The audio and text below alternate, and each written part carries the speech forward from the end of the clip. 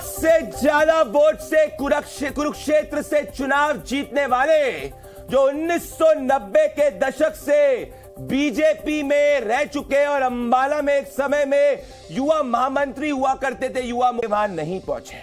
अब दोस्तों, इसमें इंपॉर्टेंट बात क्या है, इसमें जानना आपको क्या है।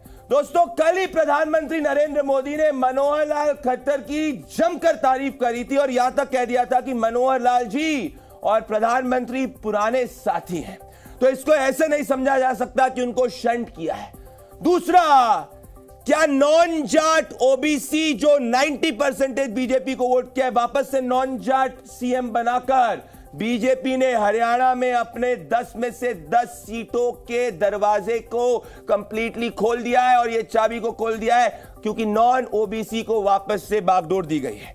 तीसरा दोस्तों, जो कैच ये है कि जेजेपी अगर अलग से चुनाव लड़ेगी लोकसभा का, तो ऐसा हो सकता है कि जो जाट वोट कांग्रेस पार्टी को देकर इस एंटी इनकम्बेंसी को कट ऑफ कर दिया है। यह भी सवाल है दोस्तों जो आपके मन में आना चाहिए। और दोस्तों, फाइनली क्या इससे बीजेपी 10 में से 10 अपनी सीट तय कर रही है? क्योंकि याद रखिए, 2019 में बीजेपी ने अधिकतर सीटें, 90% से ज्यादा सीटें, 50% से ज्यादा वोट शेयर से जीती थी, जो 2014 के अंदर बीजेपी का वोट शेयर 40% भी नहीं था।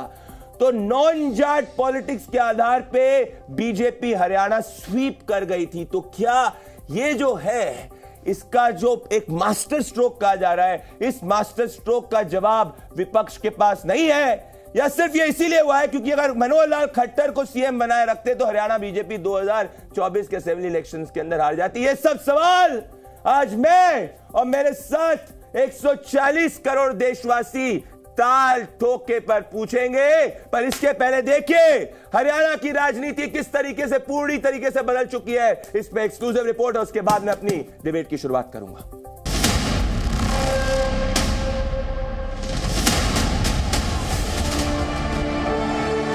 हरियाणा के विकास के लिए जिस तरह मनोहर लाल जी दिन रात काम करते रहे हैं, उसने राज्य में आधुनिक इंफ्रास्ट्रक्चर का एक बड़ा नेटवर्क तैयार कर दिया। तो मनोहर लाल जी और मैं बहुत पुराने साथी हैं। दरी पर सोने का जमाना था, तब भी साथ काम करते थे।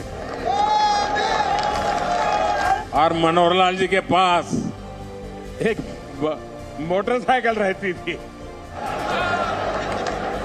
तो वो मोटरसाइकिल चलाते थे, मैं पीछे बैठता था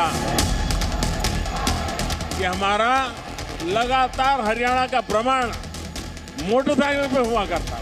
आज मुझे खुशी हो रही है कि हम भी साथ हैं और आपका भविष्य भी साथ है। समझौता तोड़ने का भी समझौता हो गया है। ये मेरी बात को समझ के अपने दिल में रखना। समझौता तोड़ेंगे बीजेपी के इशारे पे, आपके बीच में आएंगे। कांग्रेस की वोट में कौन ज्यादा सेंध मारेगा, अभय सिंह ज्यादा मारेंगे या दुष्यंत चौटाला ज्यादा मारेंगे, इस बात की बीजेपी के इशारे से, उनके इशारों पर इस तरह की राजनीति हरियाणा में करने का काम करेंगे। संगठन का सुझाव हुआ नाम है, किसी इंडिविजुअल व्यक्ति का नहीं है। संगठन ने जो निर्णय लिया है उसी पे सर्वसम्मति होती है। मनोहर लाल जी ऊपर जरूर जाएंगे, इससे ज्यादा बड़ा कद होगा। हम लोग 36 बिरादरी को मानते हैं कांग्रेस पार्टी, लेकिन इन लोगों ने हमेशा समाज को विभाजन की बात की है। तो उसमें जो लग रहा था कि ये गठबंधन तो टूटेगा। जो हरियाणा में जो सब हो रहा है वो हरियाणा के जन भावना के दबाव में हो रहा है।